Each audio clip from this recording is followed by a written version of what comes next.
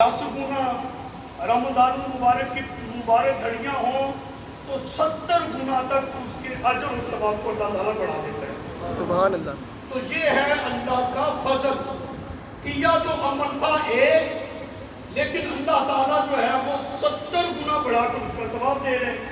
तो पता चला रब का अदल भी है और रब का फजल भी है।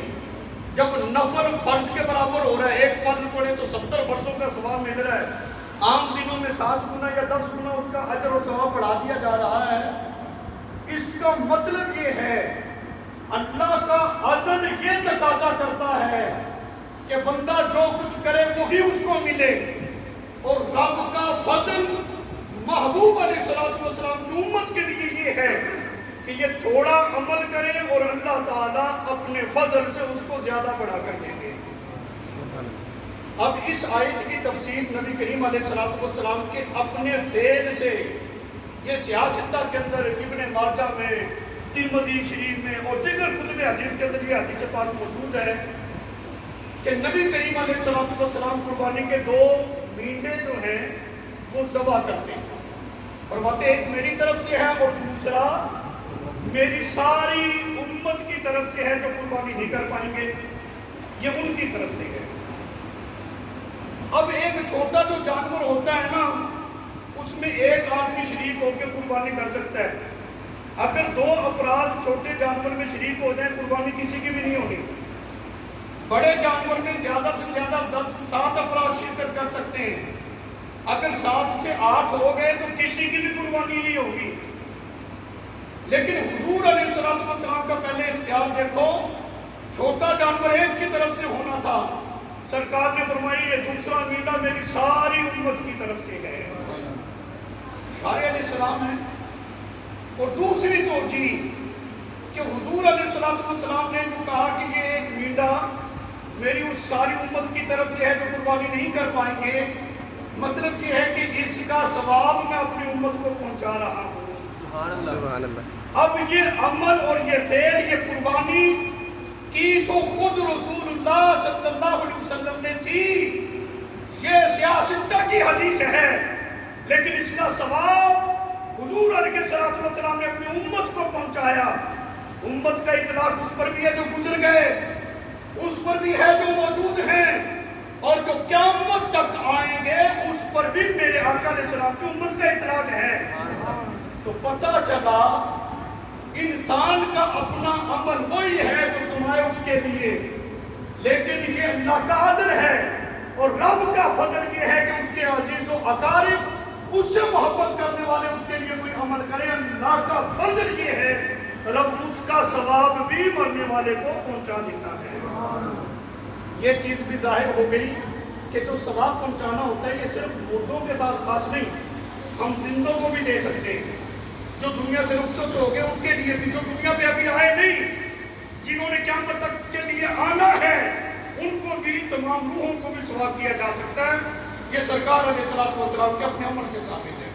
तो लिहाजा इस आयत को बुनियाद बनाकर हमें ये बात नहीं करनी चाहिए कि ये जितनी भी एहसान सवाब की महाफिल होती हैं ये एक रस्म है।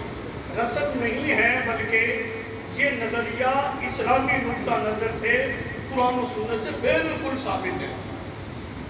दूसरी यहाँ पर इसकी तोजी आप बड़ी तवज्जो के साथ समाप्त फरमाएंगे, मुख्तसर सा वक्त है। मेरे आका अलैहिस्सलाम ने जो एक तरबियत की सहाबा इकराम थी, आज मैं गलती कर सकते हैं, हम भटक सकते हैं, लेकिन जिन्होंने बराह रास्त कुरान सुन्नत नबी करीम अलैहिस्सलाम के कदमों में बैठकर पढ़ा है, शरीयत हुजूर से सीखी है, उनके बारे में तो यह गुमान नहीं ना किया जा सकता कि वो गलती कर रहे हैं। सहाबी है, हुजूर की बारगाह में आया, वालिदा दुनिया से रुखसत हो गई है, कुछ बेहतर करना चाहता हूँ, क्या करो? ये है इस्लामी नुक्ता नजर कि करीम आका अलैहिस्सलाम ने तरबियत ये फरमाई कि तुम अपनी माँ के नाम का कुआं खुदवा दो। अक्सर कुतुब हदीस के अंदर मौजूद है, जब तक लोग उससे फायदा हासिल करते रहेंगे, पानी पीते रहेंगे, अल्लाह जो है इसका सवाब तुम्हारी मरहूम वालिदा को पहुंचाता रहेगा। अब ये जो नजरिया है कि मरने के बाद उसकी अमाल की गुठली बंद हो जाती है, अब مزید نے آنا ہے نہ جانا ہے. گٹھلی بند ضرور ہوئی, اتنے ہم زندگی نہیں ہیں, لیکن جو اس کے اپنے اعمال تھے وہ بند ہو گئی. جو اس کے عزیز و اقارب, اس کے بچوں نے جو اس کے لیے اہتمام کرنا تھا, وہ گٹھلی کھلی ہے. قیامت تک جب تک یہ سلسلہ چلتا رہے گا, مرنے والے کو اس کا ثواب قبر میں پہنچتا رہے گا. سبحان اللہ. دوسری حدیث پاک میرے آقا علیہ الصلوۃ والسلام نے فرمایا, مثال دی قبر میں قبر والا اتنا خوش ہو جاتا ہے فاتحہ کے ثواب سے کہ اگر زندگی میں کسی زندہ انسان کے قدموں میں دنیا کی ساری دولت اٹھا کر رکھ دی جائے, اتنا وہ خوش نہیں ہوگا جتنا کہ مرنے والا اپنی قبر میں اپنے عزیز و اقارب اور دوستوں کی طرف سے جو احسان ثواب ہوتا ہے, جو قرآن خوانی ہوتی ہے, اس ثواب سے جتنا وہ قبر میں خوش ہو جایا کرتا ہے. ایک نظریہ پیش کیا جاتا ہے, ہم کھانے بناتے ہیں, بھول کھا جاتے ہیں, آگے کیا پہنچتا ہے, کلمہ کلام کیا ہم نے کیا ہے. میرے آقا علیہ الصلوۃ والسلام نے, ہم اگر احادیث کو پڑھیں تو ہر چیز کا جواب ہے. حضور علیہ الصلوۃ والسلام نے فرمایا کہ جو بھی اہتمام کیا جاتا ہے مرنے والے کے لیے اور اس کا اہتمام کر کے اس کو ثواب پہنچایا جاتا ہے, یہ ہماری دیگیں روٹیاں اور یہ جو اہتمام ہوتا ہے یہ تو نہیں پہنچتا, لیکن فرشتہ جو ہے ان تمام چیزوں کو جنتی نعمتوں کی صورت میں تھال میں رکھ کر اس مرنے والے کی بارگاہ میں پیش کرتا ہے. مبارک ہو تمہارے دوست احباب جو تھے, تمہارے عزیز و اقارب جو تھے, تمہارے بچے جو تھے, تمہارے لیے انہوں نے یہ نیکیاں بھیجی ہیں جو جنتی نعمتوں کی صورت میں تجھے آج میسر ہو رہی ہے. یہاں تک کہ مرنے والا اپنے کفن پر بھی مردوں کے درمیان اس چیز پر خوشی محسوس کرتا ہے کہ میرے ورثاء نے مجھے اچھے لباس کے اندر قبر کے سپرد کیا ہے. انسان دنیا کے اندر جس طرح کا لباس استعمال کرتا ہے اسی طرح کا اس کو کفن بھی دینا چاہیے تاکہ وہ قبر میں جا کر بھی اس چیز میں راحت محسوس کرے. والدین کے کچھ حقوق ہوتے ہیں, کچھ ان کی زندگی میں ہوتے ہیں, اس کا تعلق تو زندگی کے ساتھ ہوتا ہے. جب دنیا سے رخصت ہو جائے پھر بھی کچھ حقوق اولاد کے ذمہ والدین کے باقی رہ جاتے ہیں. یہ جو کہا جاتا ہے کہ انسان مر جاتا ہے, دنیا سے چلا گیا, کالی روٹی مٹی ہو گیا, یہ اسلامی نقطہ نظر نہیں. اسلامی تعلیمات یہ نہیں ہے کہ مرنے کے بعد کہانی ختم ہو گئی ہے. اسلامی نظریہ یہ ہے کہ مرنے کے بعد وہ کہانی شروع ہوتی ہے, اصل زندگی تو مرنے کے بعد ہی ہے. یہ دنیا تو ایک آزمائش ہے, ایک امتحان کا مکان ہے. جو کچھ ہم کرتے ہیں اس کی سزا جزا جو ہے وہ مرنے کے بعد ہم پڑھتے ہیں. کہانی ختم ہو گئی تو پھر یہ سارا نظام کس لیے؟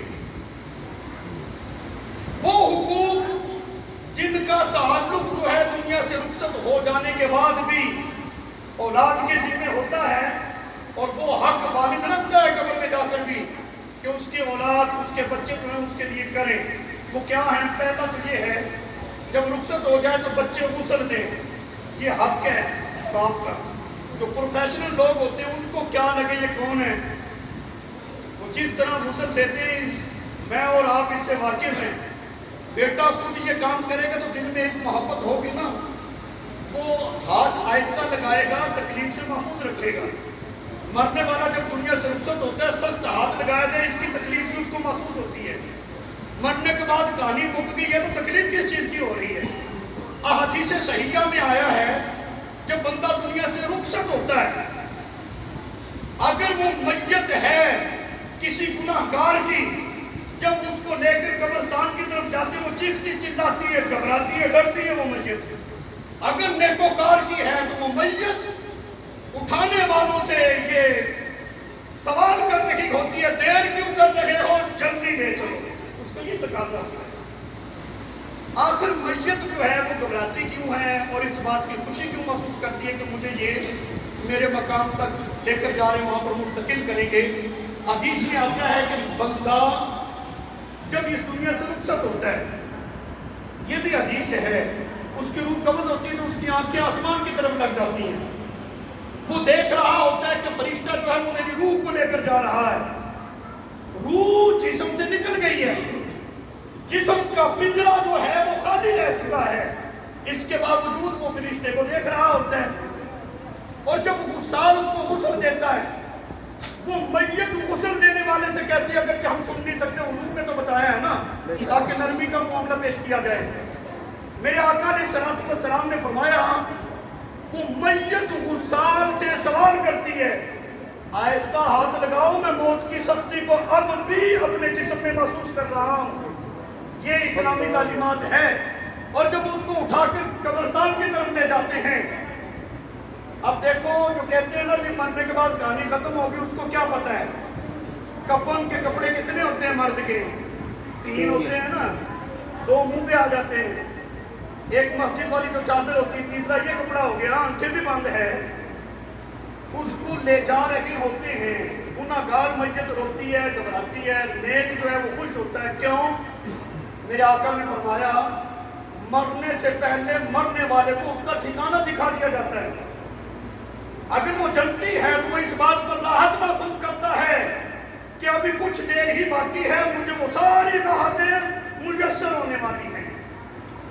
اگر ایک عام انسان مرنے کے بعد بھی اپنے ٹھکانے کو دیکھ رہا ہے اور محسوس کر رہا ہے اور سمجھ رہا ہے، جو اللہ تعالیٰ کے مقربین بندے ہوتے ہیں پھر ان کا کیا مقام ہوگا؟ سبحان یہ اللہ۔ اللہ تعالیٰ نے شانیں رکھی ہیں جو اپنی زندگیوں کو اللہ اور اس کے رسول کے راستے میں صرف کرتے ہیں، اللہ کے حقوق کو ادا کرتے ہیں، حقوق العباد کی پاسداری کرتے ہیں۔ جب وہ اس دنیا سے پھر رخصت ہوتے ہیں ان کے لیے پھر یہی انعامات ہوتے ہیں، قبر میں ان کا استقبال ہوتا ہے، رسول اللہ صلی اللہ علیہ وسلم کی پہچان ہوتی ہے، سرکار علیہ السلام کی پہچان قبر میں بندے کو نصیب ہوتی ہے۔